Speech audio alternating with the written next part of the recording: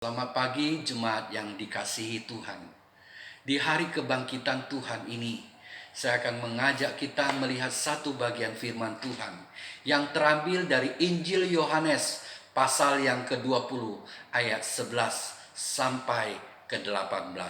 Demikian firman Tuhan. Tetapi Maria berdiri dekat kubur itu dan menangis. Sambil menangis ia menjenguk ke dalam kubur itu, dan tampaklah olehnya dua orang malaikat berpakaian putih, yang seorang duduk di sebelah kepala dan yang lain di sebelah kaki di tempat mayat Yesus terbaring. Kata malaikat-malaikat itu kepadanya, "Ibu, mengapa engkau menangis?" Jawab Maria kepada mereka, "Tuhanku telah diambil orang, dan aku tidak tahu di mana ia diletakkan." Sesudah berkata demikian, ia menoleh ke belakang dan melihat Yesus berdiri di situ, tetapi ia tidak tahu bahwa itu adalah Yesus. Kata Yesus kepadanya, "Ibu, mengapa engkau menangis? Siapakah yang engkau cari?"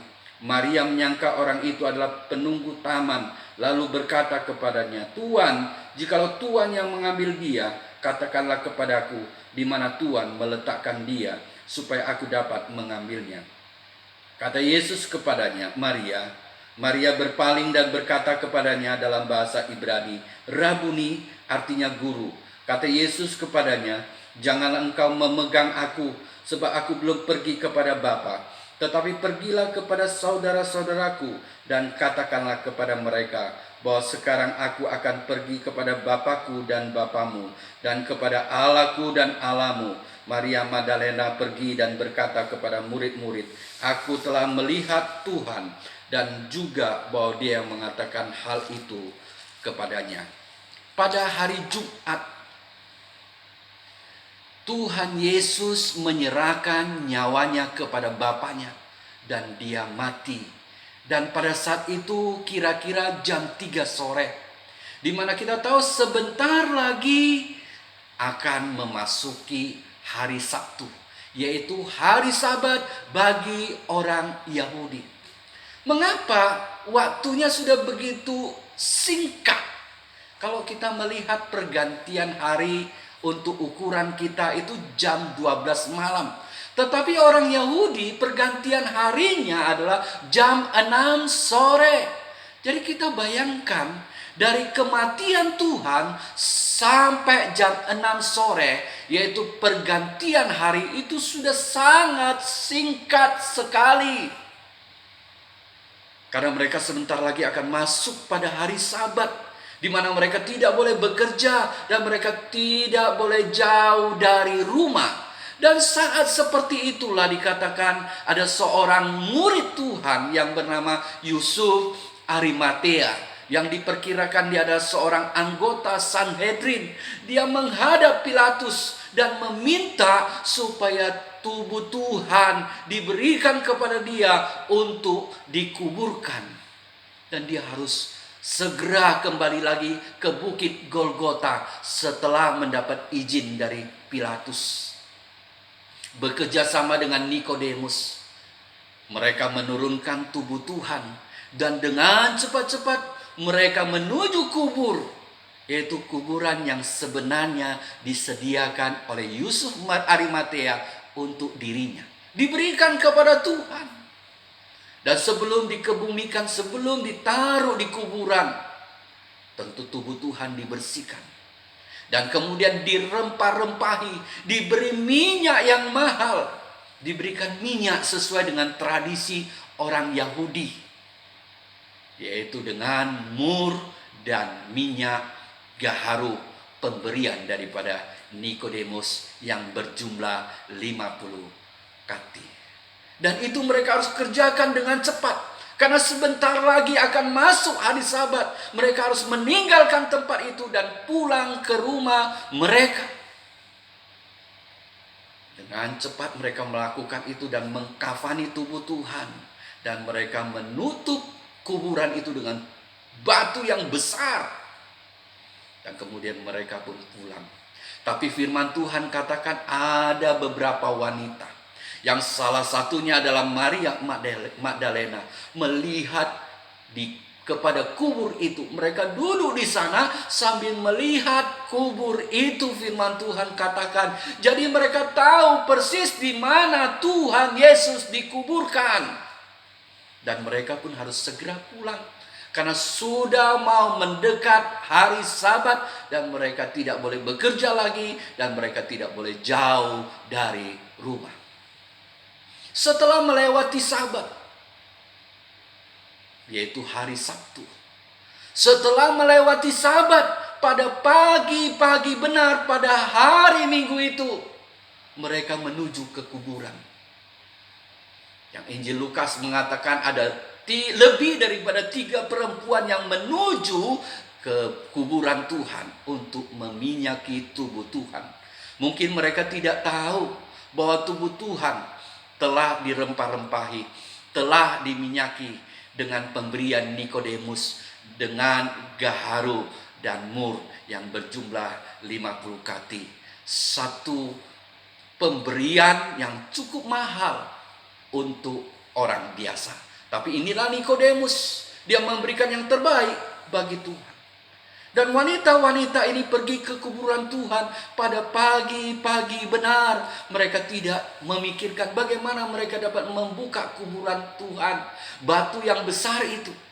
Satu batu yang besar kalau mau menutupnya gampang. Karena tinggal mereka engkol begitu saja. Maka batu itu menggelinding turun ke bawah.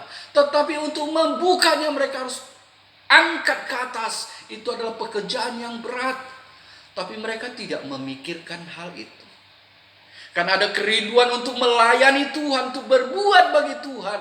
Maka mereka pergi ke kuburan Tuhan pada hari itu, pada pagi-pagi benar. Dan sampai mereka di sana, firman Tuhan katakan mereka melihat pintu kubur itu telah terbuka, batu itu telah tergeser, dan mereka melihat bahwa kubur itu telah kosong, mayat Tuhan tidak ada di sana.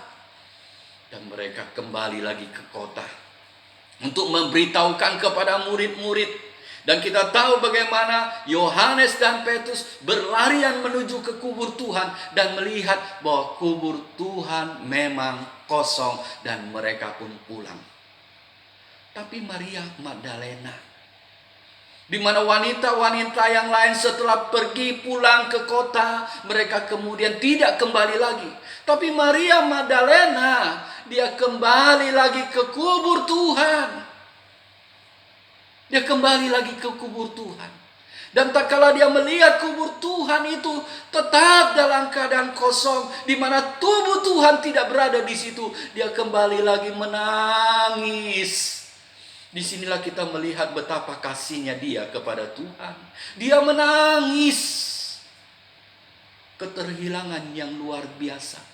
Dan saat ini dia melihat bahwa tubuh Tuhan telah dicuri orang.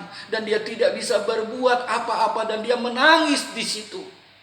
Dan tak kalah dalam kondisi seperti itu, ada 2 malaikat Tuhan menyatakan diri kepada dia. Menampakkan diri kepada dia. Dan mulai bertanya, "Ibu, mengapa engkau menangis? Ibu, mengapa engkau menangis?" Mereka bertanya. Satu pertanyaan yang biasa. Tapi kalau kita renungkan lebih mendalam, kita mendapatkan seolah-olah malaikat ini mau bertanya kepada dia, "Mengapa engkau menangis? Bukankah engkau sudah sering mendengar bahwa Tuhanmu, gurumu, sudah menyatakan berulang kali bahwa dia akan mati, tapi kemudian dia akan bangkit kembali?" Seolah-olah malaikat Tuhan ingin mengingatkan perkataan Tuhan kepada dia. "Mengapa engkau menangis?" Tapi inilah yang terjadi dalam Maria.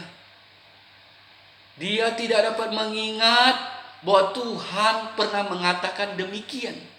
Murid-murid pun mengalami hal situasi yang sama. Mereka tidak mengingat perkataan Tuhan bahwa Tuhan pernah berkata bahwa dia akan bangkit.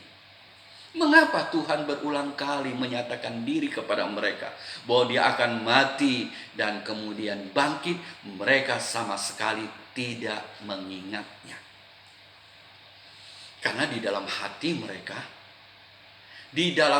mereka ada konsep sendiri, ada pandangan sendiri. Oleh sebab itu, tak kala firman Tuhan itu datang menyatakan sesuatu yang berbeda dengan konsep dan pandangan mereka, itu semua tidak masuk di dalam hati dan pikiran mereka. Sehingga waktu terjadi peristiwa ini, mereka menjadi sedih dan kecewa. Hilang harapan mereka untuk mendapatkan sesuatu yang mereka bayangkan. Apa yang mereka bayangkan tentang Tuhan? Apa yang mereka bayangkan tentang Mesias? Inilah yang menjadi pikiran mereka selama ini. Mereka membayangkan bahwa Mesias itu akan menjadi raja yang berkuasa di bumi ini. Satu kekuasaan yang jaya, paling tidak kekuasaan dan kejayaan Mesias itu, yaitu kekuasaan Tuhan, sama dengan kekuasaan Daud paling tidak. Oleh sebab itu kita melihat bahwa seringkali mereka ingin merebut kekuasaan itu. Ada yang mengatakan dia mau di sebelah kiri, di sebelah kanan Tuhan, sebelah kanan Tuhan, sebelah kiri Tuhan. Artinya mereka mau mendapatkan posisi-posisi yang strategis tak kala Tuhan Yesus datang, tak kala Tuhan berkuasa, tak kala dia menjadi raja. Inilah yang terpikirkan di dalam pikiran mereka. Oleh sebab itu, tatkala Tuhan Yesus mati di atas kayu salib, semua harapan mereka menjadi sirna. Semuanya menjadi tidak lagi terpikirkan mereka bahwa bagaimana Tuhan mereka yang mereka harapkan membawa mereka dalam kejayaan, yang membawa mereka untuk mengusir penjajahan dan kemudian berkuasa. Itu menjadi sirna. Sirnalah harapan mereka sedemikian rupa. Inilah membuat mereka menjadi kecewa, membuat mereka putus asa, membuat mereka menjadi sedih dan sebagainya. Tidak lagi mereka ingat perkataan Tuhan bahwa dia akan bangkit. Demikian juga Maria Magdalena. Dia tidak ingat perkataan Tuhan. Sehingga malaikat itu harus mengingatkan dia, mengapa engkau menangis? Tapi kemudian Maria Magdalena berkata kepada malaikat itu, bahwa Tuhanku telah diambil orang dan aku tidak tahu di mana dia ditempatkan. Tuhanku telah diambil orang, ini dikatakan oleh Maria Magdalena. Kita dapat melihat dari perkataan ini bahwa Maria dekat dengan Tuhan secara batin. Maria dekat dengan Tuhan secara pribadi. Dan dia mengasihi Tuhan. Inilah yang kita dapatkan dari gaya dan perkataan Maria Magdalena. Tapi herannya kita dapatkan, waktu Tuhan Yesus menyatakan diri kepada dia, dia tidak mengenal Tuhan. Tuhan menyatakan dirinya kepada dia dan bertanya kepada dia, "Ibu, mengapa engkau menangis? Siapa yang engkau cari?" Kita melihat dia tidak mengenal Tuhan. Heran. Dia yang mengasihi Tuhan, dia yang dekat dengan Tuhan. Tapi waktu Tuhan menyatakan diri, dia tidak dapat mengenal Tuhan. Kenapa dia tidak dapat mengenal Tuhan? Ada yang mengatakan karena dia menangis, air matanya menutupi matanya. Tapi ada yang mengatakan dia terlalu sedih sehingga dia tidak dapat merasakan bahwa itulah Tuhan. Ada yang juga mengatakan bahwa Tuhan mengambil pakaian seorang tukang kebun sehingga Maria Magdalena mengira dia adalah tukang kebun. Dan ada yang juga mengatakan pada saat itu kan masih gelap, apalagi itu di dalam kubur, tentu dia tidak dapat melihat Tuhan dengan jelas. Ada benarnya juga. Tapi ada satu kepastian yang kita dapatkan. Kenapa Maria Magdalena tidak dapat mengenal Tuhan tak kala Tuhan kita Yesus menyatakan diri kepada dia? Ada satu kepastian yang kita dapatkan. Karena dia mencari Tuhan yang mati. Dia mencari Tuhan yang mati. Oleh sebab itulah yang membuat dia menjadi sedih, membuat dia menangis, membuat dia kecewa, membuat dia putus asa dan tidak tahu harus berbuat bagaimana. Seandainya dia tahu bahwa Tuhan Yesus bangkit, tentu beda cara dia menghadap Tuhan. Ada sukacita, ada kegembiraan, ada pengharapan yang besar bahwa Tuhanku bangkit. Dan dia tahu bahwa Tuhan dapat melakukan apa yang harus dia lakukan. Tapi itu tidak ada di dalam hati dan pikirannya. Oleh sebab itu, tak kala Tuhan menyatakan diri kepada dia, dia tidak dapat mengenal Tuhan. Tapi kita bersyukur kepada Tuhan bahwa Tuhan tidak biarkan hal itu berlarut-larut, karena dia tahu Maria mengasihi dia. Dia kemudian menyatakan diri kepada Maria Magdalena dengan berkata, Maria. Satu panggilan yang tidak asing lagi di telinga Maria. Satu panggilan yang penuh dengan kasih yang seringkali diutarakan oleh Tuhan. Melalui perkataan ini seolah-olah Tuhan Yesus ingin mengatakan, ini loh aku Maria, engkau tidak mengenal aku lagi. Oleh sebab itu kita segera melihat bagaimana Maria Magdalena segera dapat mengenal Tuhan dan mengatakan, Rabuni, Guru. Dia segera dapat mengenal Tuhan. Panggilan yang penuh kasih itu telah membuat dia mengenal Tuhan dengan persis, bahwa inilah Tuhanku, Tuhan yang mengasihi aku sedemikian rupa. Dan kemudian kita melihat dari gaya bahasanya, dari gayanya Maria Magdalena, diperkirakan dia memeluk kaki Tuhan. Dia memeluk kaki Tuhan. Kemudian kita melihat bagaimana Tuhan mengatakan kepada dia, jangan memegang aku sebab aku belum pergi kepada Bapa. Jangan pegang aku, jangan memegang aku, Tuhan Yesus katakan. Apa maksud Tuhan dengan kata jangan memegang aku? Apakah maksud Tuhan bahwa aku belum pergi kepada Bapa, oleh sebab itu jangan pegang aku. Kalau engkau pegang aku, najis. Tentu tidak demikian. Karena kita tahu nanti dia akan menyatakan kepada Thomas supaya Thomas memegang dia dan memegang lubang yang ada di tangannya, menusukkan tangannya pada lubang bekas paku yang ditusukkan di tangannya. Jadi itu tidak mungkin. Oleh sebab itu kenapa Tuhan saya mengatakan jangan memegang aku?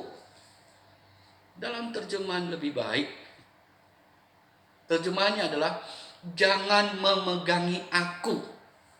Jangan terus memegang aku.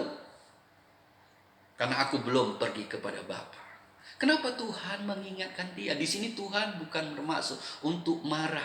Tuhan hanya mengingatkan dia, jangan memegangi dia karena dia belum pergi kepada Bapa. Ada satu hal yang Tuhan Yesus ingin mengingatkan kepada dia dan juga mengingatkan kepada kita. Tuhan Yesus pernah berkata, lebih baik kalau aku pergi ke sana, yaitu pergi kepada Allah Bapa. Sebab jikalau aku pergi ke sana, aku akan mengutus penolong bagi kamu, yaitu Roh Kudus Allah untuk mendampingimu, untuk menyertaimu, untuk ada di dalam hidupmu, memimpin seluruh hidupmu di dalam kebenaran. Melalui perkataan ini Tuhan seolah-olah ingin mengatakan bahwa lebih baik dia pergi ke sana. Tapi di segi yang lain ini juga mengingatkan kepada Maria Magdalena, engkau sudah bertemu dengan aku, bahkan engkau sudah memegang aku, engkau sudah mendapatkan bahwa aku sudah bangkit. Tapi jangan hanya itu menjadi milikmu saja.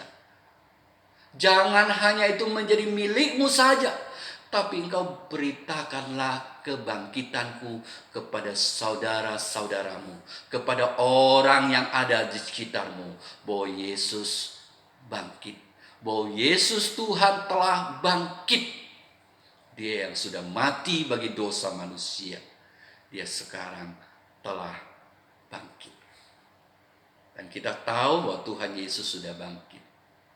Sudahkah kita memberitakan kebangkitannya kepada orang di sekeliling kita, supaya mereka juga datang kepada Tuhan, percaya dan memperoleh keselamatan yang kekal. Tuhan mengatakan, jangan memegangi aku, sebab aku belum pergi kepada Bapa. Beritahukanlah kepada saudara-saudaraku bahwa sebentar lagi aku akan pergi kepada Allahku dan Allahmu, Bapakku dan Bapamu. Ada satu hal yang luar biasa. Tuhan menyebut kita saudara-saudara. Dia menyebut murid-murid sebagai saudara-saudara. Demikian juga sekarang kita juga adalah saudara-saudara. Tuhan tidak malu mengakui kita orang-orang yang percaya sebagai saudara-saudaranya. Tapi lebih daripada itu ada satu hal yang penting Tuhan mau katakan. Bahwa melalui kematiannya di atas kayu salib, dan sekarang dinyatakan di dalam kebangkitannya, kita orang-orang yang percaya diangkat menjadi anaknya. Melalui kematiannya di atas kayu salib, kita yang di dalam Tuhan telah diperdamaikan dengan Allah. Melalui kematiannya di atas kayu salib, melalui pencurahannya di atas kayu salib, kita telah diperdamaikan dengan Allah. Sehingga kita dapat menyebut Allah sebagai Bapa kita. Kita bersyukur kepada Tuhan untuk karya Tuhan yang ajaib ini. Terpujilah nama Tuhan yang telah mengkaryakan semua itu dengan indahnya. Tuhan telah memberikan yang terbaik kepada kita semua. Karya begitu ajaib bagi kita. Dan kemudian, bagaimana kemudian Maria Magdalena setelah mengetahui persis bahwa bahwa Tuhan Yesus telah bangkit, dia pun mulai memberitakan kebangkitan Tuhan. Amin. Mari kita berdoa. Kami bersyukur, terima kasih kepadamu ya Tuhan kami. Kasih-Mu besar, Kasih-Mu ajaib ya Tuhan. Tuhan, kiranya Engkau tolonglah setiap kami yang telah percaya dan telah mendapat keselamatan melalui kematian dan kebangkitan-Mu ya Tuhan kami. Kami pun boleh menjadi orang-orang yang memberitakan tentang kebangkitan-Mu ya Tuhan kami. Terima kasih Tuhan, di doa kami hanya di dalam nama Tuhan Yesus Kristus kami berdoa. Amin.